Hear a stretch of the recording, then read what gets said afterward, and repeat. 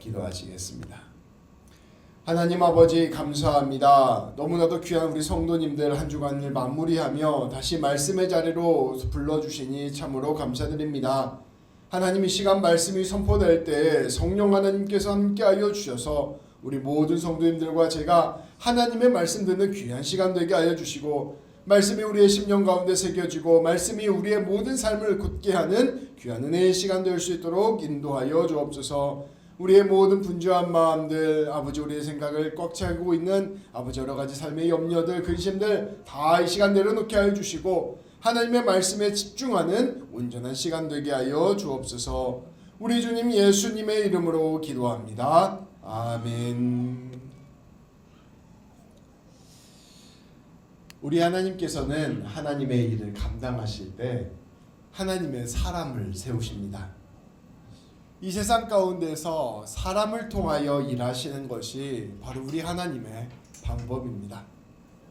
노아, 아브라함, 요셉, 모세, 여호수아, 사무엘, 다윗, 엘리야, 엘리사, 이사야, 에레미야, 다니엘, 에스라, 에스더 이 밖에 수많은 사람들을 우리 하나님께서는 세우셔서 주님의 일들을 이루어 가셨습니다. 오늘 우리가 함께 나누고 있는 느헤미야 역시 하나님께서 세우신 사람입니다. 이 사람을 통해서 하나님께서는 놀라운 하나님의 일들을 이루어 가십니다. 이러한 하나님의 방법, 곧 사람을 통하여 일하시는 하나님의 방법을 통하여 우리 하나님께서는 무엇을 말씀하시고 싶으신 것일까요? 하나님께서 이처럼 특별한 사람을 세우신다, 곧 영과 같은 사람을 들어서 사용하신다, 이러한 뜻을 우리에게 보여주시는 것일까요? 그렇지 않습니다. 하나님께서는 이처럼 내가 사람을 들어서 이 일들을 감당케 한다라는 끊임없는 말씀들을 우리에게 보여주심으로써 오늘 우리를 불러서 사용하신다는 것을 말씀해주고 있는 것입니다. 하나님의 역사에서 하나님을 믿는 백성이라면 누구나 하나님의 주인공이라는 사실을 말씀은 우리에게 전해주고 있습니다. 오히려 세상의 이야기는 영웅들의 이야기로 가득합니다. 우리가 조선시대 역사 공부를 한다 이렇게 생각을 해보면 사실은 조선시대 역사 전체를 공부하는 게 아니라 조선시대 왕들과 높은 신하들의 이야기만을 공부하는 것이 사실 역사 공부입니다. 정치, 군사의 역사가 곧 전체의 역사인 것처럼 배우는 것입니다. 그러나 하나님의 역사는, 하나님의 이야기는 그렇지 않습니다. 물론 정치적인 상황이나 역사적인 상황이나 때로는 경제적인 상황이 배경이 되기도 하지만 결국은 그 자리 안에서 살아가는 사람의 삶의 이야기가 모든 말씀의 핵심이 되는 것을 알 수가 있습니다. 어떤 사람이 하나님을 어떻게 믿었는가? 그가 하나님 앞에서 어떠한 선택을 했는가? 그가 하나님 앞에서 어떤 실수를 했고 어떤 회개를 했고 어떠한 결단을 했는가? 한 사람 한 사람의 그러한 삶과 신앙의 모습을 우리에게 보여주는 것입니다.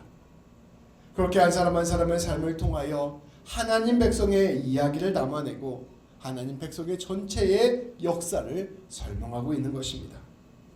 결국 말씀은 우리에게 영웅의 이야기를 하는 것이 아닙니다. 말씀은 우리 한 사람 한 사람의 삶에 하나님이 큰 관심을 가지고 계신다. 그리고 우리 한 사람 한 사람을 통하여 하나님의 일들을 이루어 가신다라는 것을 우리에게 보여주고 있는 것입니다. 그러한 점에서 이 느헤미야의 이야기 역시 먼저는 우리 한 사람 한 사람의 이야기로 비추어서 살펴보아야 할 것입니다. 느헤미야가 무엇을 아파했는가? 느헤미야가 무엇을 위하여 마음을 썼는가? 느헤미야가 무엇을 결정하고 결단했는가? 느헤미야가 두려워하고 어려워했던 것은 무엇인가? 그리고 그것을 하나님 앞에서 어떻게 풀어갔는가? 이렇게 우리가 느헤미야의 삶을 깊이 헤아림으로써 우리 자신을 비추어 보는 것입니다. 그것을 통하여 우리는 어떻게 믿음을 가져야 되는가? 우리는 어떻게 삶을 살아가야 되는가를 결단하고 나아가게 되는 것, 그것이 바로 말씀을 읽는 것이라 볼 수 있습니다. 하나님께서 원하시는 선택이 무엇인지를 살피고 우리도 하나님의 백성으로서 하나님의 사람으로서 길을 걸어가야 할 것입니다. 오늘 말씀을 함께 살펴보고자 합니다. 오늘 말씀 14절부터 18절까지 말씀을 제가 세 번역으로 가져왔는데요. 함께 교독하도록 하겠습니다. 한 절씩 읽을게요. 나는 아닥사스다 왕 20년에 유다 왕 총독으로 임명을 받아서 아닥사스다 왕 32년까지 12년 동안 총독으로 있었지만 나와 나의 친척들은 내가 총독으로서 받아야 할 독의 혜택을 받지 않았다. 그런데 나보다 먼저 총독을 지낸 이들은 백성에게 힘겨운 세금을 물리고 양식과 포도주와 그 밖에 하루에 은 40세겔씩을 백성에게서 거두어 들였다. 총독들 밑에 있는 사람들도 백성을 축취하였다. 그러나 나는 하나님이 두려워서도 그렇게 하지 않았다. 나는 성벽 쌓는 일에만 힘을 기울였다. 내 아랫사람들도 뜻을 모아서 성벽 쌓는 일에만 마음을 썼다. 그렇다고 우리가 밭되기를 모은 것도 아니다. 나의 식탁에서는 주변 여러 나라에서 우리에게로 인들 밖에도 유다 사람들과 관리를 150명이 나와 함께 먹어야 했으므로 하루에 황소 한 마리와 기름진 양 6마리, 날짐승도 여러 마리를 잡아야 하였다. 또 열흘에 한 차례씩은 여러 가지 포도주도 모자라지 않게 마련해야만 하였다.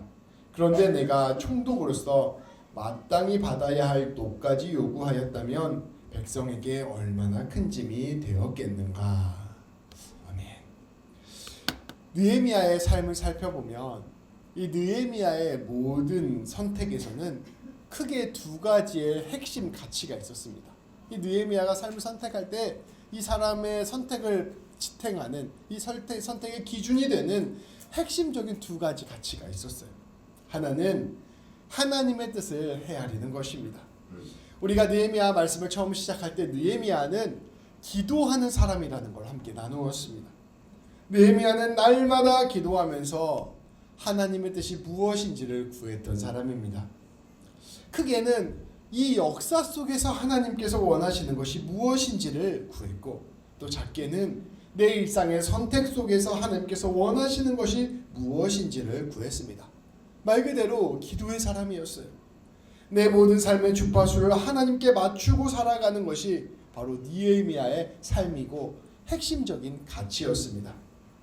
그래서 이 느헤미야의 삶을 보면, 역사를 보면 하나님의 뜻을 깊이 깨닫고 그 뜻에 따라 모든 삶의 구비구비를 선택하는 것을 볼 수가 있습니다.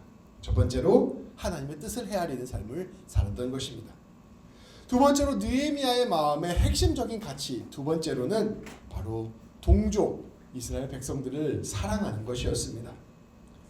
느헤미야는 페르시아의 고위 관료였습니다. 이 사람은 충분히 잘 먹고 잘 살 수 있는 사람이었습니다. 당대 세상 전체를 다스리는 거대한 제국의 일종의 오른팔과 같은 사람이었어요. 그러니까 누구도 이 사람의 삶을 흔들 수 없었습니다. 그러나 그 느헤미야의 마음에는 그저 잘 먹고 잘 사는 것 너머에 고귀한 가치가 있었습니다. 그것은 동족들을 향한 사랑이었습니다. 그는 고통받고 있었던 예루살렘 백성들의 현실을 보면서 가슴 아파했고, 또 고리대금으로 팔려가던 동족들을 보면서 애통해하였습니다. 이 동족 이스라엘 백성들을 사랑하는 것, 그리고 그들의 삶과 내가 하나로 연결되어 있다는 것을 믿는 것, 이것이 바로 느헤미야의 핵심적인 가치였습니다. 느헤미야의 모든 선택은 이 두 가지 핵심 가치를 기준으로 결정되었습니다. 이 핵심 가치가 모든 선택의 시작이요 마지막이었던 것입니다. 그리고 상황과 형편은 그 다음의 문제였고, 특별히 자신의 형편과 안위는 그 다음의 문제였습니다. 가장 중요한 가치를 먼저 기준으로 생각하고, 그 다음에 상황과 형편을 살피고, 그 다음에 자신을 살피는 것이 바로 느헤미야의 삶의 모습이었던 것입니다. 그리고 이러한 느헤미야의 모습이 바로 하나님의 사람의 모습입니다. 누구든지 하나님의 뜻을 헤아리는 데에 힘쓰고, 누구든지 내 이웃의 아픔을 나의 아픔으로 느끼게 되면 바로 그 사람이 하나님의 사람이 되고, 그 사람이 바로 하나님의 일들을 감당할 수 있는 사람이 된다는 것입니다. 느헤미야 말씀이 그렇게 우리에게 가르쳐주고요, 예수님이 우리에게 그렇게 가르쳐주고요, 성경 말씀 전체가 우리에게 그렇게 가르쳐주고 있습니다. 이러한 사람이 이 세상 가운데에서 하나님의 복으로 세움을 받고 이러한 사람이 하나님의 복을 전하는 하나님의 백성이 되는 것입니다. 그 사람이 얼마나 탁월한 능력을 가졌는가, 그 사람이 얼마나 높은 자리에 있는가, 그 사람이 얼마나 가진 것이 많은가, 이런 것에 달려있는 게 아니라는 거예요. 삶의 가장 중요한 가치가 하나님의 뜻을 헤아리는 것을 중심으로 살아가는가, 하나님의 마음으로 내 이웃을 사랑하며 살아가는가, 그것이 바로 그 사람이 하나님의 사람이냐 아니냐를 결정하는 핵심적인 기준이라는 것입니다. 느헤미야는 모든 순간에 그렇게 선택을 했습니다. 페르시아에서의 안락한 삶을 버리고 예루살렘으로 향하였습니다. 예루살렘에서 목숨이 위협을 받는 상황에서도 성벽을 고치는 일을 멈추지 않았습니다. 주변의 고위 관료들과 귀족들의 비난을 받을 수 있는 상황 속에서도 고리대금을 과감하게 금지시켰습니다. 그리고 그 일의 모든 것을 솔선수범하였습니다. 느헤미야는 어떤 선택을 할 때 오직 하나님의 뜻이 무엇인가, 그리고 내 동족을 위한 일이 무엇인가를 먼저 생각했던 것입니다. 그리고 놀랍게도 느헤미야가 그렇게 선택하고 결단했을 때 그 과정 가운데에 하나님의 놀라운 역사가 일어났다는 것을 말씀은 보여줍니다. 심지어 놀라운 기적과 같은 일들이 일어나게 됩니다. 이것은 우리에게 매우 귀한 가르침을 줍니다. 우리가 늘 보통 사람의 삶을 살아가게 되면 상황과 형편의 마음이 흔들리게 됩니다. 그런데 우리가 상황과 형편이 이러한 모습임에도 불구하고 그 상황 가운데서 가치를 기준으로 삶에서 선택을 하게 될 때, 그리고 그 선택을 할 때 분명히 내 상황과 형편에서 감당할 수 없는 일이지만 내가 내 삶에서 중요한 가치라고 생각해서 그것을 용기를 내어 선택을 하게 될 때 그 사람이 새로운 존재가 된다는 것입니다. 우리가 아주 어려운 재정적인 상황이 있었어요. 근데 내가 이런 상황에서 11조를 내겠습니다. 뭐 어떻게 보면 그 사람의 그 선택은 자기 인생을 거는 선택이 될 수 있어요. 근데 그 선택을 내가 했을 때 그 사람은 그 전과는 다른 존재가 된다는 것입니다. 우리가 우리의 삶에서 어떤 선택과 결단들을 해야 될 때 보통은 상황과 형편에 예속된 상황과 형편 따라 선택하는 결과를 합니다. 상황과 형편을 넘어서서 선택하는 게 엄청 어려워요. 그런데 내가 이 상황과 형편을 넘어서는데 그게 단순히 일종의 내 어떤 객기가 아니라 하나님의 뜻을 알고 내가 내 이웃을 사랑하는 마음으로 용기를 내어 결단해서 그 선택을 하게 되면 그 사람은 이전으로 돌아가지 않습니다. 완전히 새로운 사람이 된다는 것을 말씀은 이야기하고 있는 것입니다. 그 사람은 그때부터 사람의 아들에서 하나님의 아들이 되는 것입니다. 세상의 사람에서 하나님의 사람이 되는 것입니다. 그러한 일은 늘 두렵고 불안하고 우리들 자신을 내려놓는 것과 같은 일이 되기도 하지만, 심지어 그것은 죽음과 같은 두려움을 마주하는 일이기도 하지만, 우리가 그렇게 선을 넘어갈 때 하나님의 역사가 시작된다는 것을 느헤미야가 또 성경의 수많은 인물들이 우리에게 보여주고 있습니다. 느헤미야는 이번에도 그러한 일을 하였습니다. 느헤미야는 예루살렘의 총독으로 부임을 하였습니다. 그러니까 세금을 통해서 자기 월급을 받는 일이죠. 이것을 받는 것은 그가 받을 수 있는 당연한 권리였습니다. 그런데 오늘 말씀에 보면요, 이 느헤미야가 이 월급 받는 것을 포기합니다. 왜냐하면 이 사람의 선택의 기준은 이게 하나님의 뜻인가, 이게 백성을 사랑하는 일인가 였기 때문입니다. 이 독을 받게 되면 이것이 백성들의 경제적인 어려움을 가중하게 되어 이 백성들의 삶이 더 피폐해진다는 것을 느헤미야는 알게 되었습니다. 백성들은 이미 성벽을 쌓고 이 적들의 공격을 방어하며 경계하는 일만으로도 매우 큰 어려움을 겪고 있었습니다. 그런데 내가 여기에서 월급까지 받는 것이 과연 맞는 일인가 결심하게 된 것입니다. 이제까지의 총독은 양식과 포도주 그리고 하루에 은 40세겔을 거두어 드리고 있었습니다. 이 말씀을 보면 은 이렇게 나오는데요, 은 40세겔이 생각보다 큰 돈이에요. 은 1세겔이 한 사람의 4일치 땅입니다. 제가 계산을 해봤어요. 하루 200불 번다고 하면 한 4일이니까 800불 정도 되는 거죠. 그러면 여기에 40세겔이니까 800 곱하기 40 하면은 32,000. 그러니까 우리들로 따지면 한 3,200만 원, 한국 돈으로 여기 돈은 32,000불을 매일 걷고 있었습니다. 하루에 이렇게 걷었다는 거예요. 이 아주 그냥 이 총독들이 이렇게 많이 걷어들이고 있었던 것이죠. 거꾸로 말하면 느헤미야에게 그만한 권한이 있었다는 거예요. 그럼 내가 매일 32,000불씩 받을 수 있는 권한이 있는데 그것을 포기했다는 것입니다. 물론 이게 한 사람이 내는 게 아니죠. 모든 백성들이 함께 모아서 내는 돈이기 때문에 그것이 한 백성들에게 나누어 봤을 때 그게 이 32,000불보다 훨씬 작은 돈이 되겠지만 이 백성들에게 한 사람 한 사람에게 있어서는 매우 큰 돈으로 느껴졌을 것입니다. 근데 여기서 멈추지 않고 이 총독이 걷는 세금 외에 그 밑에 관리들도 따로 세금을 거두었습니다. 말 그대로 착취 구조가 있었던 것입니다.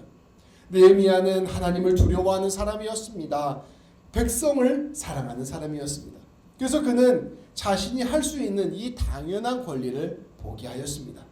따로 독을 한 푼도 받지 않고 오직 성벽 쌓는 일에 전념하였습니다. 또 오늘 말씀해 보면 자기가 자기 재산을 쌓기 위하여 밭 한 떼기라도 갖는 일을 하지 않았다고 이야기합니다. 그러니까 재산을 쌓는 일도 다 포기하고 월급을 받는 일에도 다 포기하고 오직 성벽 쌓는 일에 온 힘을 기울여서 최선을 다하였다. 자신을 완전히 살신성인해서 이 일에 전념하였다. 말씀은 이야기하고 있는 것입니다.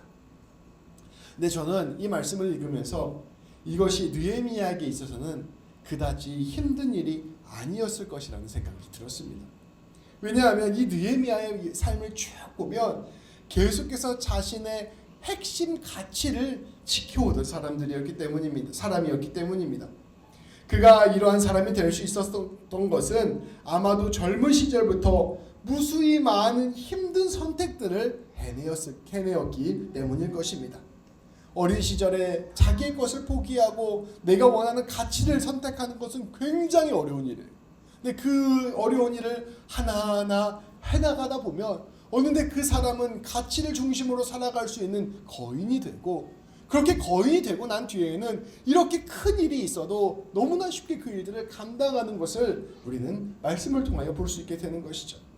아주 작은 것에서부터 가치를 바탕으로 한 선택들이 쌓이고 쌓여서 그를 빚어왔고, 그래서 이렇게 결정적인 순간이 왔을 때, 결정적인 선택을 해야 될 때 하나님께서 원하시는 선택을 할 수가 있었습니다.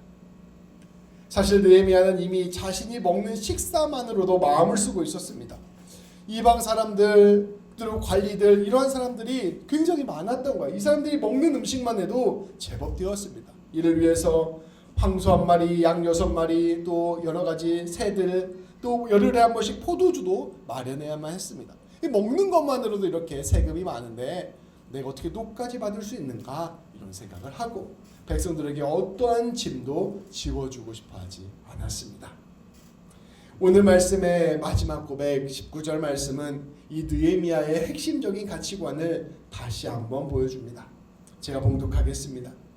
나의 하나님, 내가 이 백성을 위하여 하는 모든 일을 기억하시고 은혜를 베풀어 주옵소서.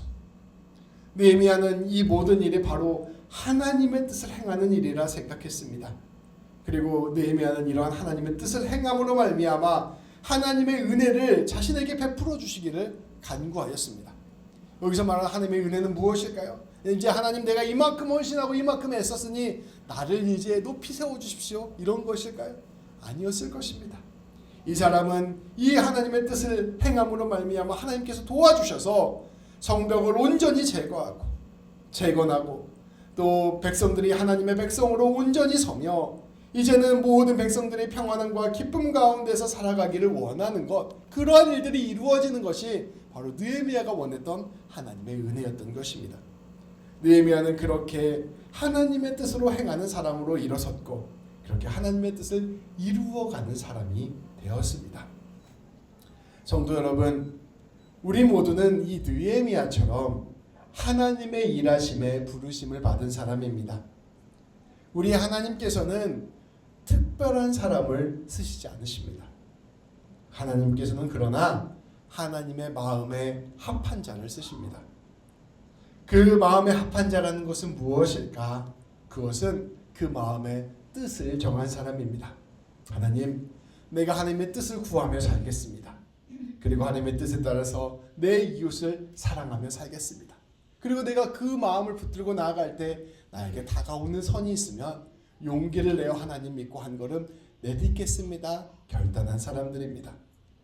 하나님께서는 직접 일하시지 않고 이처럼 이러한 사람들을 통하여 일하시는 데에는 그 이유가 있습니다. 바로 그 일을 통하여 그 세워진 사람에게 하나님의 충만한 복과 은혜를 함께 누리게 하시고 그 일을 통하여 세워진 사람들을 가장 먼저 구원하시기 위함입니다. 우리가 하나님을 우리의 삶의 가치로 모시고 우리가 선을 넘는 삶을 살아갈 때 그 사람을 통하여 하나님이 일하시기 시작하는데요. 누가 가장 먼저 복을 받냐? 그 당사자가 가장 큰 복을 받아요. 그러한 사람이 바로 하나님의 사람으로 우뚝 서서 하나님으로 말미암은 놀라운 기쁨과 평강과 하나님으로 말미암은 감사를 누리며 살아가는 삶이 될 수 있다는 것입니다. 하나님의 부름을 받아 하나님의 뜻을 이루어가는 것, 그 자체가 가장 큰 복이요 기쁨이요 영광된 삶입니다. 이것이 바로 놀라운 역설인 것입니다. 예전에 개그맨이었다가 죽을 뻔하다가 살아나서 작가가 된 사업가가 된 고명환 씨라는 사람이 있습니다. 그 사람이 이제 막 책도 내고요, 막 강연도 하는데요. 그 사람 강연 중에서 그 사람이 이런 말을 합니다. 세상에는 세 부류의 사람이 있다고 합니다. 첫 번째 부류는 물건을 생각하는 사람. 두 번째 부류는 시스템까지 생각하는 사람. 세 번째 부류는 철학까지 생각하는 사람입니다. 광고를 보면 나올 수 있어요. TV 광고 같은 데 보면 우리 물건은 이래서 쓸만합니다. 저래서 쓸만합니다. 이런 거는 물건을 생각하는 사람이라는 거예요. 시스템을 생각하는 사람은 우리 물건은 우리 시대에 우리의 사회에 이렇게 의미가 있습니다. 이렇게 생각하는 사람이 시스템까지 생각하는 사람이라는 거예요. 근데 철학은 나이키 같은 회사라고 저스트 두 제품 설명 하나도 안 하고 그냥 가치관만 이야기하는 회사. 이제 이게 철학까지 생각하는 그런 회사라고 합니다. 물건을 생각하는 사람은 당장 해야 하는 일 자체에 급급한 사람이라는 것입니다. 그러니까 왓에 집중하는 거죠. 시스템까지 생각하는 사람은 자신의 일을 시스템적으로 어떻게 해야 될까를 생각하는 사람이라는 것입니다. how를 생각할 줄 아는 사람인 것이죠. 철학까지 생각하는 사람은 왜 일을 해야 되는가를 생각하는 사람이라는 것입니다. why를 생각할 줄 아는 사람인 것입니다. 우리 그리스도인들은 이 근본적인 이유, why를 생각하는 사람입니다. 하나님께서 나에게 원하시는 것이 무엇일까? 하나님께서 이 세상 가운데에서 원하시는 것이 무엇일까? 그래서 나는 어떻게 살아가야 할까를 생각하는 것입니다.